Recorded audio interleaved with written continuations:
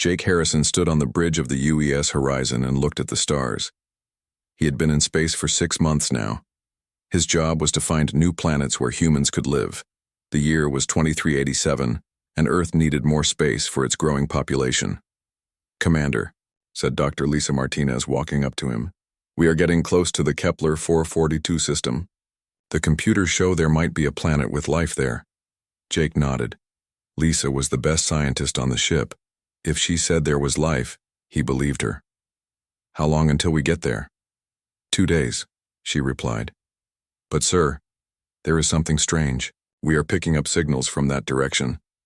Jake felt his heart beat faster.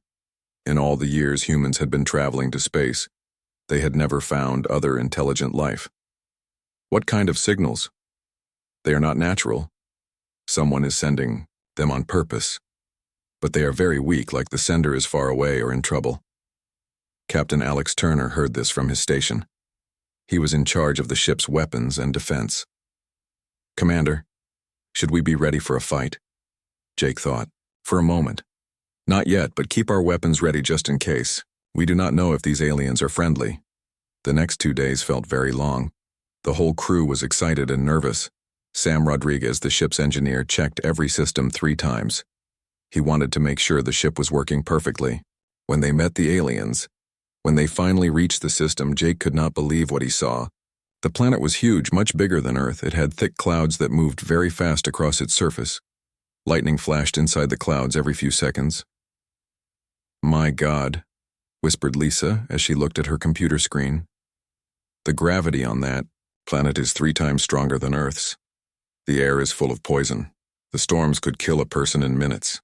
And yet someone lives there," said Jake. "Keep scanning. I want to know everything about this place." The signals were coming from the planet's surface. They were getting stronger now, but they were still hard to understand. The computer tried to translate them, but the language was completely different from any human language. Ryan Cole, the science officer, had been working on the signals for hours. "Commander, I think I have something. The signals repeat the same pattern over and over. It might be a distress call." "Someone is asking for help?"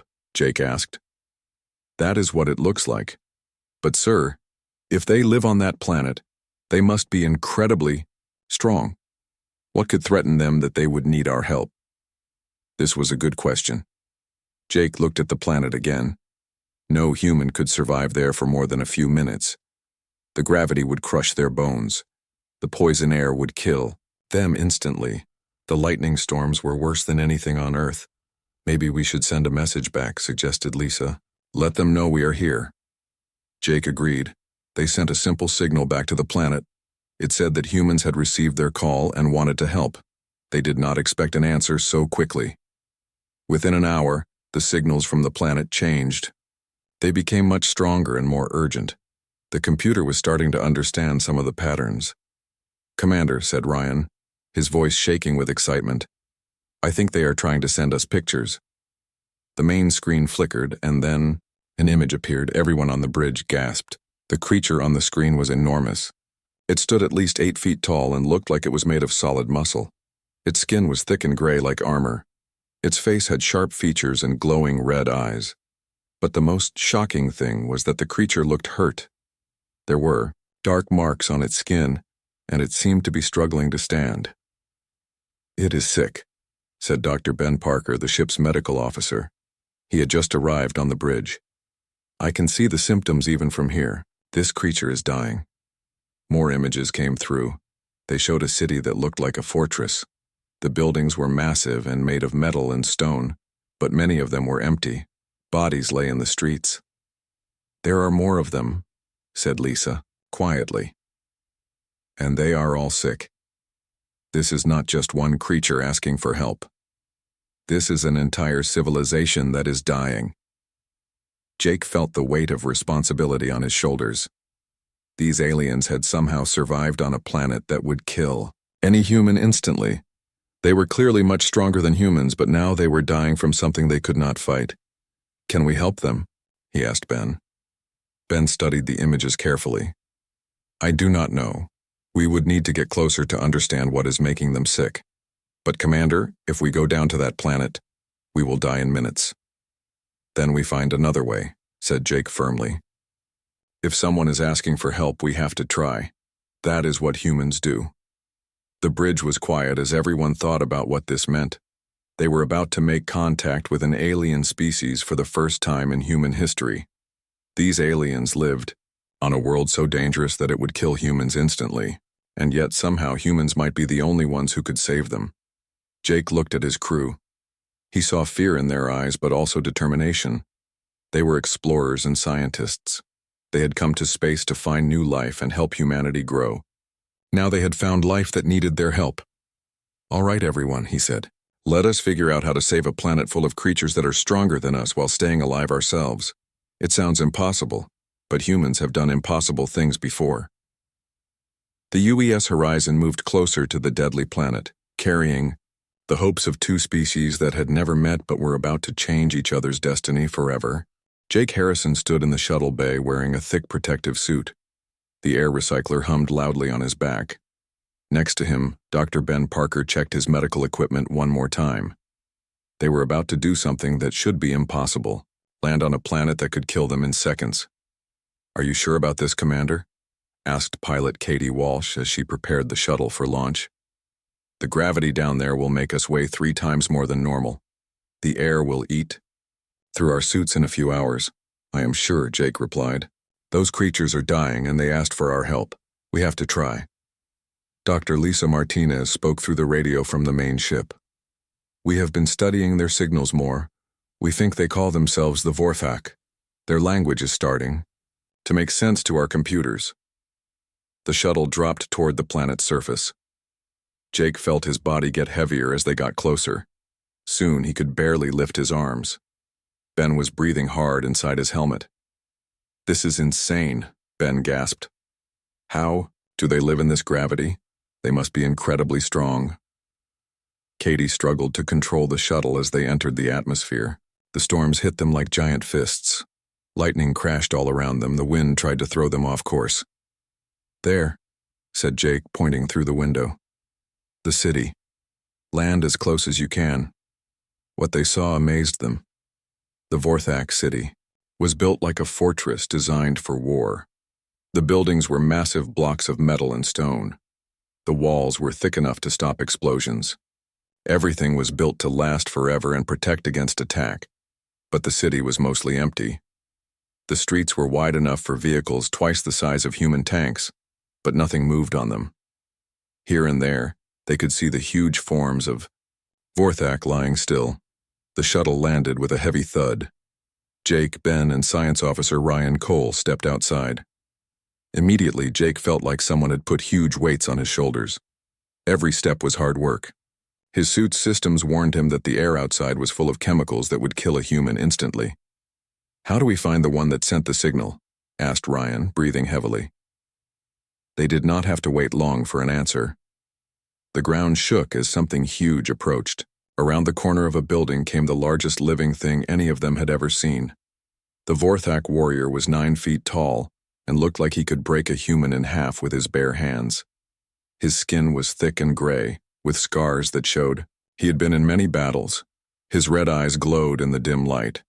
But like the others they had seen in the images, dark marks covered his skin, and he moved slowly, like he was in pain. The warrior stopped when he saw the humans. He spoke in a deep voice that rumbled like thunder. The translation device worked quickly. You are the small ones from the sky. You came despite the danger of our world. I am War Chief Craxthor. Jake stepped forward, even though every instinct told him to run from this giant creature. I am Commander Jake Harrison. We received your call for help. We want to help your people. Craxthor looked at the humans with surprise. You are so small and weak. How did you survive the journey to our world? The gravity should have crushed you. The air should have killed you instantly. We use technology to protect ourselves, Jake explained. But you are right. We are much weaker than you. What is making your people sick? Maybe we can help in ways you have not thought of. The war chief led them through the city streets. As they walked, he told them about the Vorthak. We are warriors, born on a world that tries to kill everything. Our children learn to fight before they learn to walk.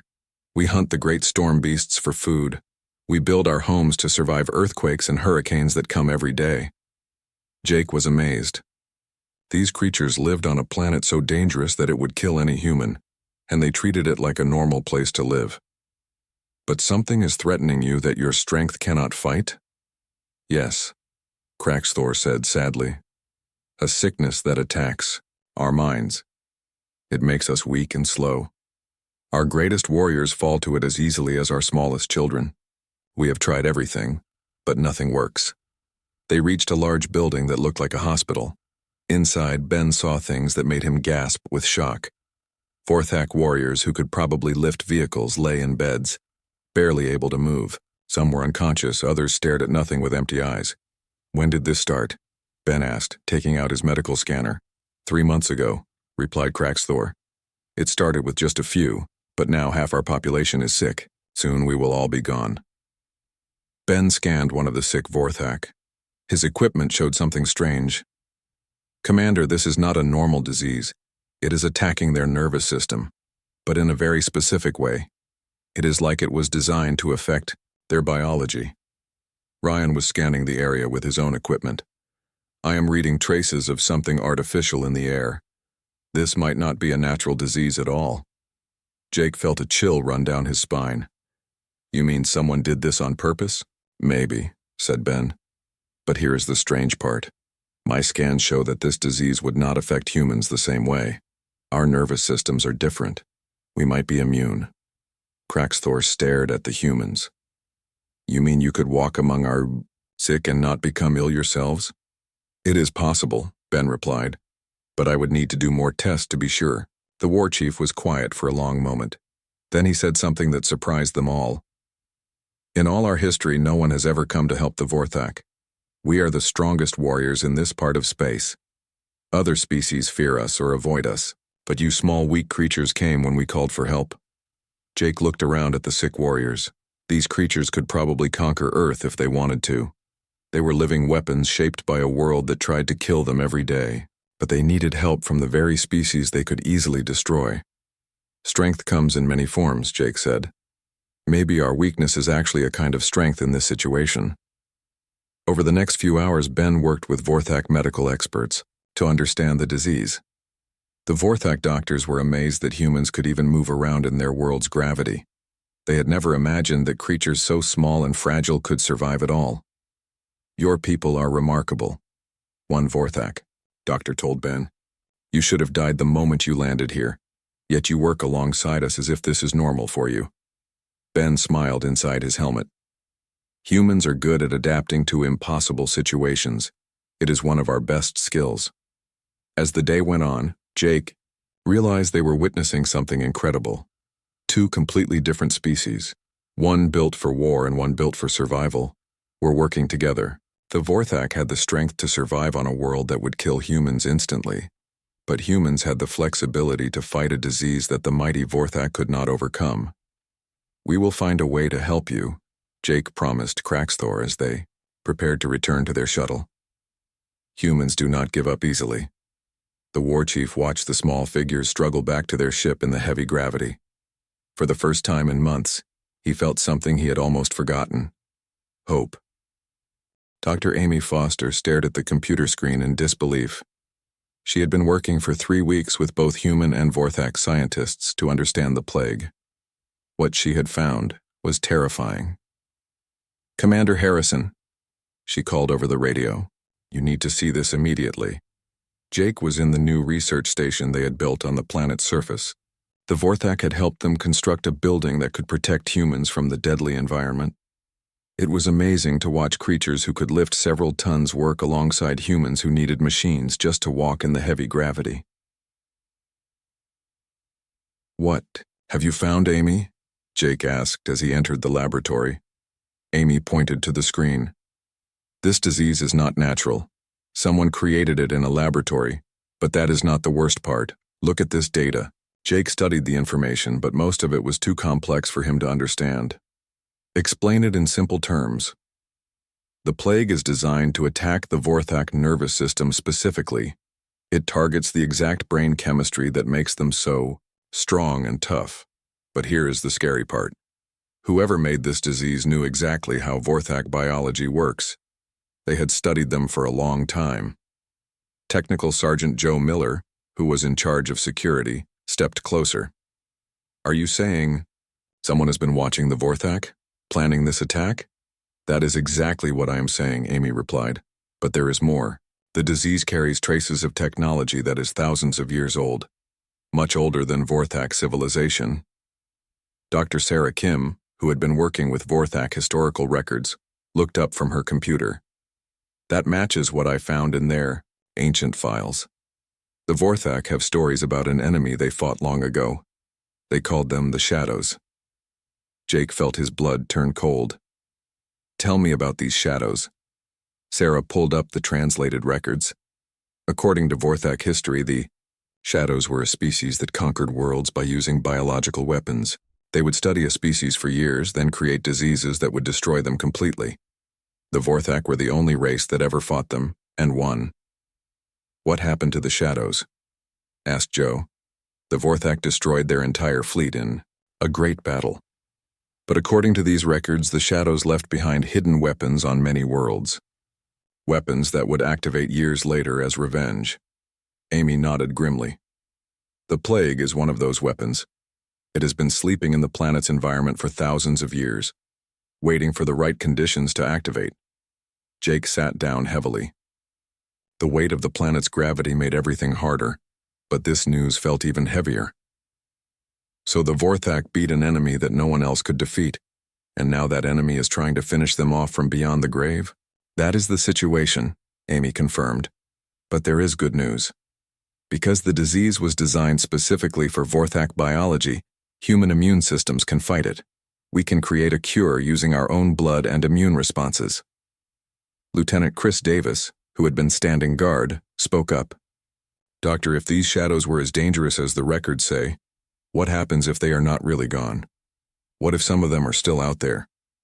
Before anyone could answer, alarms started going off throughout the research station. The radio crackled with an urgent message from the UES horizon. Commander Harrison, this is Captain Turner. We have a problem. Long-range sensors are detecting ships approaching the system. They are still far away, but they are big and moving fast. Jake grabbed the radio. How long until they get here? At their current speed, maybe 2 weeks. But sir, these ships do not match any known human or Vorthak design. The energy signatures are completely different. Sarah looked at the ancient records again. Commander, the Vorthak files mention that shadow ships looked like black metal and moved without making any sound. They attacked planets without warning and left nothing alive. Jake felt like the weight of 2 worlds was pressing down on him. Amy, how long do you need to finish the cure? At least 10 days, maybe more. And that is if everything goes perfectly. And if the approaching ships are hostile? Joe checked his weapons. Sir, the Vorthak are the toughest warriors we have ever seen, but half of them are sick. Our ship has good weapons, but not enough to fight a whole fleet by ourselves. Jake made a decision that would change everything. Get me War Chief Craxthor on the radio. I need to talk to him immediately. A few minutes later, the massive Vorthak appeared on the screen. He looked tired and sick, but his eyes still burned with determination. Commander Harrison, what news? Do you have? War Chief, we know what is making your people sick and we can cure it. But we have a bigger problem. Ships are coming to your system.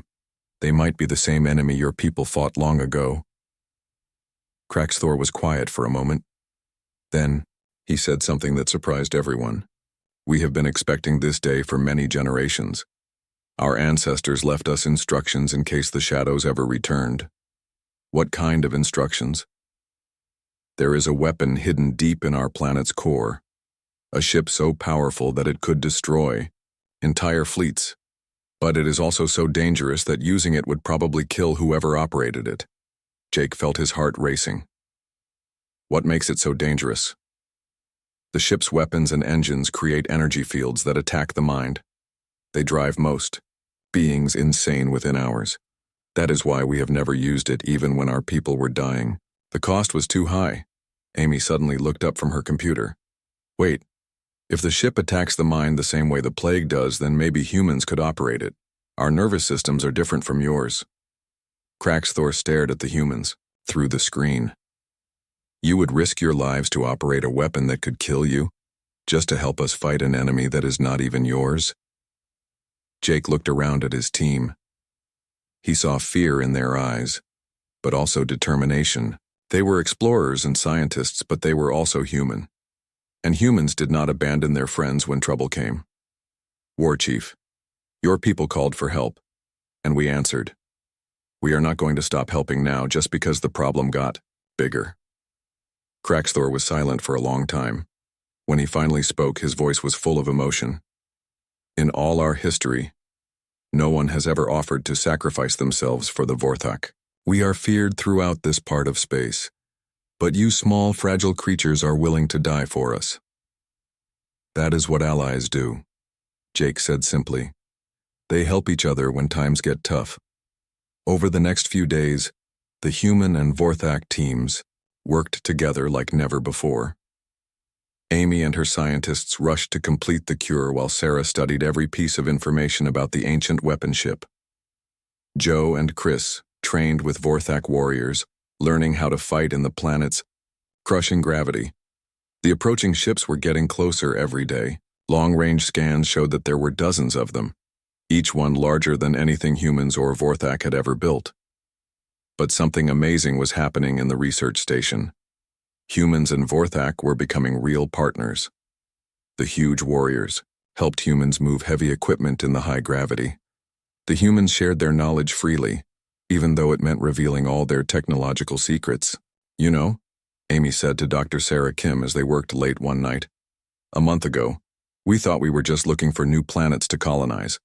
Now we are trying to save an entire species and fight an ancient enemy that destroys civilizations. Sarah smiled tiredly. That is humans for you. We never do anything the easy way. Outside their protected research station, the storms of the deadly planet raged as they always had. But inside, two species that should have been impossible allies were preparing to face an enemy that had terrified the galaxy for thousands of years. The cure was almost ready. The ancient weapon ship was waiting to be awakened, and somewhere in the darkness of space, the shadows were coming home to finish what they had started long ago. Captain Nick Thompson stood at the edge of a massive hole in the ground and tried not to feel scared. The hole went down so deep that he could not see the bottom. Somewhere far below was the ancient Vorthak weapon ship that might be their only hope against the Shadow Fleet. Are you sure about this? Asked Engineer Grace Lee as she checked her equipment one more time. The Vorthak say that ship has been down there for 3,000 years. What if it does not work anymore? Then we figure out another way to fight, Nick replied. But right now, this is our best chance. War Chief Kraxthor stood nearby, looking much better than he had a week ago. Dr. Amy Foster's cure was working. The Vorthak who had been sick were getting stronger every day, but they were still not at full strength, and the Shadow Fleet was only 5 days away. The path down is dangerous even for my people, Kraxthor warned. The gravity gets stronger as you go deeper. The air becomes poison, and when you reach the ship, the mental attacks will begin immediately.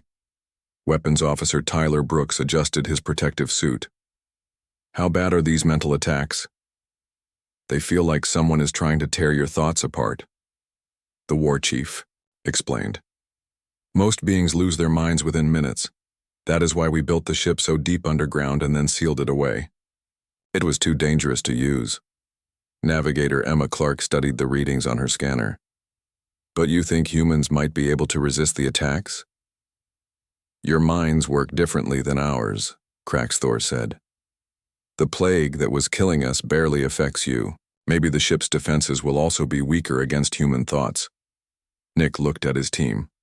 They were 4 humans about to attempt something that the mighty Vorthak had never dared to try. If they failed, both species might be destroyed when the shadows arrived. All right, everyone, he said.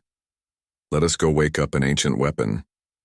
The journey down was like traveling into hell. They used Vorthak technology to lower themselves into the deep tunnel. As they went further down, Nick felt the gravity getting stronger and stronger. Soon, each step felt like he was carrying another person on his back. How much deeper? Gasped Grace as she struggled to carry her tools. Emma checked her instruments.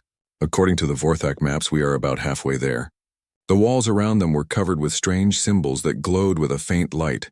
Tyler pointed his scanner at them. These markings are not Vorthak. They are much older. Shadow technology, Nick realized. This ship was built using weapons, taken from the enemy. That explained why the ship was so dangerous. The Vorthak had tried to use shadow technology against the shadows themselves. But shadow weapons were designed to drive their enemies insane, and even their allies were not safe from their effects. After 2 hours of climbing down, they finally reached the bottom. Nick could barely move in the crushing gravity. His suit's systems were working at maximum power just to keep him alive. But what he saw made him forget about the pain. The ship was enormous. It stretched out in front of them like a black metal mountain. Its surface was covered with the same glowing symbols they had seen on the walls, but these symbols moved and changed as they watched, creating patterns that hurt to look at. "My head already feels strange," said Grace, holding her helmet with both hands.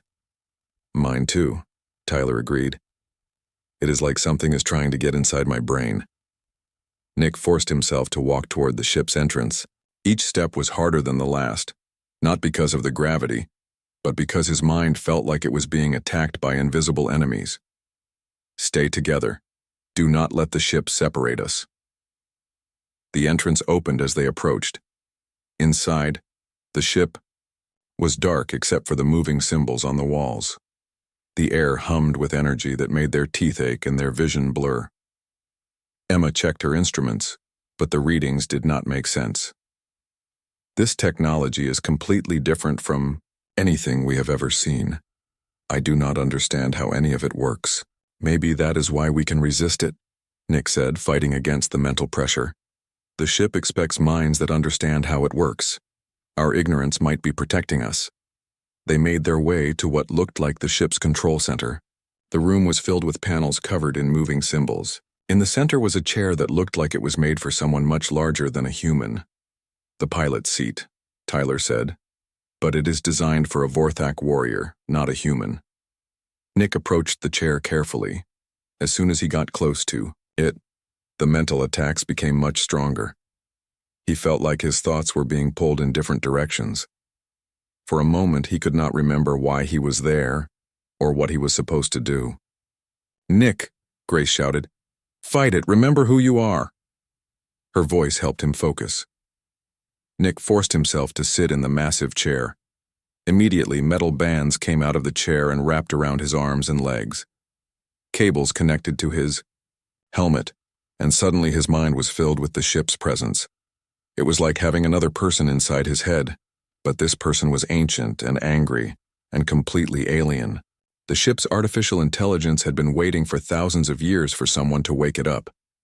It tried to take control of Nick's mind the way it had been designed to control Vorthak warriors. But Nick's human brain did not work the way the ship expected. Instead of fighting the alien presence, he tried to understand it. Instead of letting it control him, he tried to communicate with it. "I am not your enemy," he said, both out loud and in his thoughts. "I am here to help fight the shadows." The ship's AI was confused. It had been created to serve Vorthak minds, but this mind was completely different. Slowly, instead of trying to dominate Nick, it began to work with him. Information flooded into Nick's brain. He learned how the ship's weapons could tear holes in space itself. He discovered that its engines could move faster than light by bending reality. He understood that its shields could protect against weapons that had not been invented yet. "How do you feel?" Grace asked nervously. Nick opened his eyes and smiled. "I feel like I am connected to the most powerful weapon ever built, and it wants to fight the shadows as much as we do." Over the next 2 days, the human team learned to operate the ancient ship. Tyler figured out how to aim weapons that could destroy entire fleets. Emma learned to navigate using technology that moved between dimensions. Grace managed to keep the ship's systems running even though they were based on physics that human science did not yet understand. The ship began to rise from its underground chamber. As it moved up through the planet's crust, Vorthak warriors watched in amazement. Their ancestors had built this weapon, but had never been able to use it safely. Now humans, the smallest and weakest creatures they had ever met, were bringing it to life. The mental attacks are getting stronger as we get closer to the surface, Tyler reported. But it is strange. Instead of trying to drive us crazy, the ship feels like it is trying to protect us from something else. Nick understood what Tyler meant. The ship's AI had learned to work with human minds instead of against them. It was using its mental powers to shield them from the shadow weapons that it knew were coming. When the ship finally broke through the planet's surface, both humans and Vorthak stared in wonder. The black metal vessel was beautiful and terrifying at the same time. It moved, without making any sound, and space seemed to bend around it as it flew. Shadow ships detected entering the system, Emma reported from her navigation station. 47 vessels, all much larger than anything in our fleet. Nick felt the ship's weapons charging themselves. After 3,000 years of waiting, the World Ender was finally going to fulfill its purpose.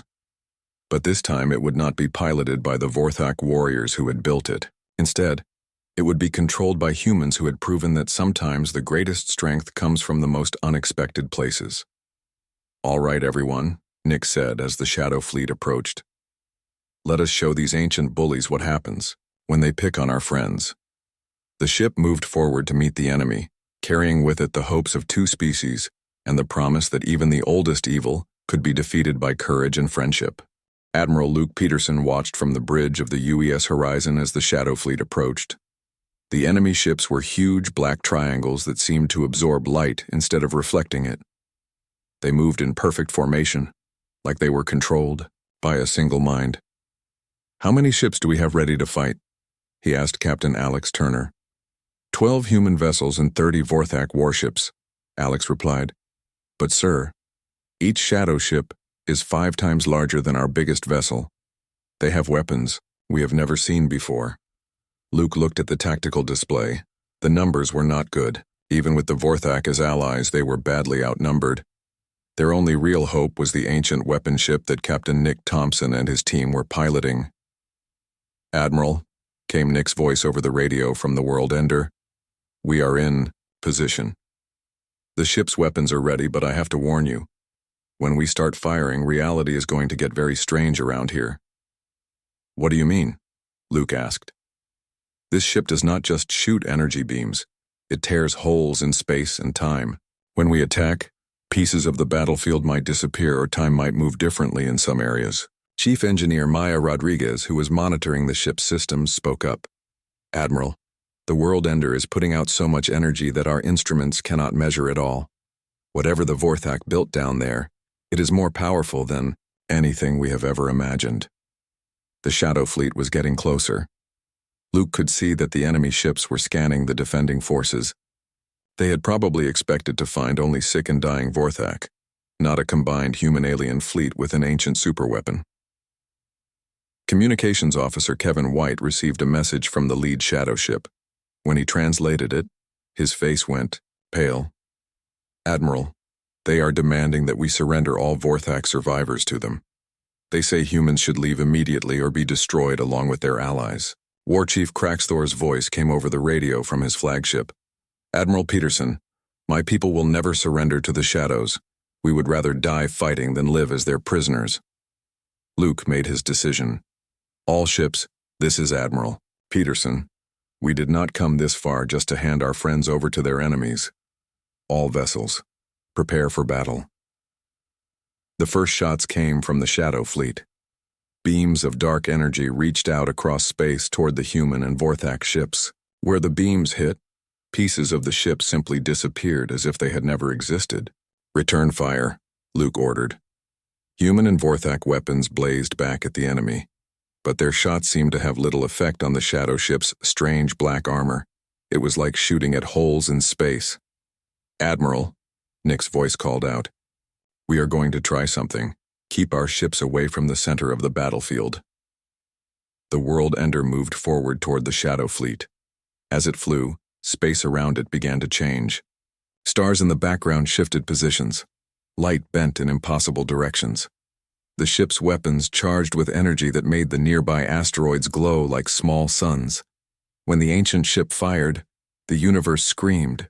A beam of pure destruction reached out from the world ender and touched one of the shadow ships. The enemy vessel did not just explode, it was removed from existence so completely that there was not even debris left behind. "My God," whispered Maya as she watched her instruments. That weapon just deleted an entire ship from reality, but the Shadow Fleet was not helpless. Their ships began to spread out and attack from different directions. Dark energy beams lashed out at the world ender, and wherever they hit, the ancient ship's hull seemed to age thousands of years in seconds. Hull damage on sections 7 through 12, Tyler reported from his weapons station. But the ship is healing itself somehow. Nick felt the ship's AI working to repair the damage. The ancient technology was more advanced than anything the Shadows had, but there were so many enemy ships that even the world ender could not fight them all at once. "We need help," he said over the radio. "The Shadow ships are too fast and there are too many of them." Master Sergeant Paul Johnson was commanding a group of human Marines on one of the Vorthak ships. "Admiral, what if we try something unexpected? The Shadows have been gone for thousands of years. They probably do not know anything about human tactics." "What do you have in mind?" Luke asked. "Vorthak fight like warriors. They are brave and strong and honorable. But humans fight like survivors.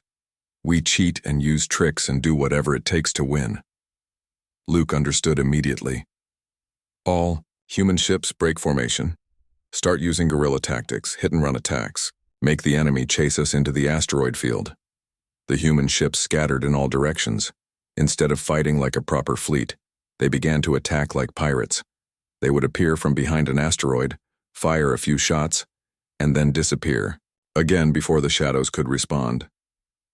The Shadow Fleet tried to follow, but their huge ships were not built for this kind of fighting. They kept running into asteroids or getting confused about which direction the attacks were coming from. Meanwhile, the Vorthak ships used the distraction to get close to the enemy. Kraxthor's warriors were feeling much better now that the plague was cured, and they fought with the fury of people defending their home. "Nick," Luke called over the radio, "can you use the world ender to trap some of the shadow ships? Force them into a smaller area where we can concentrate our fire?" "I can do better than that," Nick replied.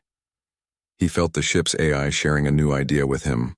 "Everyone get away from the center of the Shadow Fleet. I am going to try something that even the Vorthak never thought of." The world ender moved into the middle of the enemy formation. Then Nick activated a weapon that the ship's builders had been too afraid to use. Space itself began to fold in on itself, creating a gravity well so strong that it pulled the shadow ships together like they were caught in a net. "Now!" Nick shouted. "Hit them while they are trapped." Every human and Vorthak ship fired at once. The shadow vessels, squeezed together by the artificial gravity well, could not dodge or spread out. Explosion after explosion lit up space as the enemy fleet was torn apart. But the shadow ships had one final trick. As they died, they released clouds of the same plague that had been killing the Vorthak. The biological weapon spread through space toward the defending fleet. "All ships seal your environments," Luke ordered. "Do not let that plague get inside your ships." The human vessels were protected by their air filtration systems. But the Vorthak ships, built for warriors who had never faced biological weapons, were more vulnerable. "Admiral," Amy Foster called from the research station on the planet's surface, "I am reading massive amounts of the plague being released. But wait, the readings are changing. Something is neutralizing it." Nick smiled as he felt the world ender's AI working. The ship was not just a weapon, it was also a defender. It was releasing clouds of the cure that Amy had developed, spreading it through space to protect both human and Vorthak ships from the shadow plague. One by one, the remaining shadow ships were destroyed. Their ancient weapons and dark technology were no match for the combined strength of humans and Vorthak working together. When the last enemy vessel exploded, the battlefield fell silent. "Is it over?" Grace asked from her engineering station. "It is over," Nick confirmed. The Shadow Fleet is completely destroyed. Luke looked out at space, which was now filled with the debris of the enemy ships. All vessels, report in. What are our casualties? The reports came back better than anyone had dared to hope. Some ships were damaged and some brave people had been hurt, but both the human and Vorthak fleets had survived. Admiral Peterson, Craxthor's voice came over the radio. My people owe you a debt that can never be repaid. You came when we called for help, and you stayed to fight an enemy that was not even yours. Luke smiled. War Chief, I think we have learned something important today. Humans and Vorthak are stronger together than either of us could be alone. Over the following weeks, the cleanup began. The shadow ships were studied to make sure no more surprises were hidden in their technology. The World Ender was carefully returned to its underground chamber, but now both species knew how to wake it if it was ever needed again. Amy Foster's cure was shared freely with other Vorthak colonies, making sure that the ancient plague could never threaten them again. Human and Vorthak scientists began working together to explore the galaxy, looking for other species that might need help. Jake Harrison stood on the bridge of the UES horizon and looked out at the Vorthak homeworld. The storm still raged across its surface and the gravity was still strong enough to crush a human, but now it looked like a place where friends lived, not a deadly world to be feared. Commander, Lisa Martinez said as she joined him at the window. The Vorthak Council has offered to make humans their official allies. They want to share their technology and work together to explore space. Jake nodded. A month ago, we were just looking for new planets to colonize. Now we have allies who can help us reach the stars, and they have allies who can help them solve problems that strength alone cannot fix, Lisa added. Outside the ship's window, human and Vorthak vessels flew together in formation. The smallest and weakest creatures had joined with the strongest and toughest. Together they were ready to face whatever challenges the galaxy might throw at them.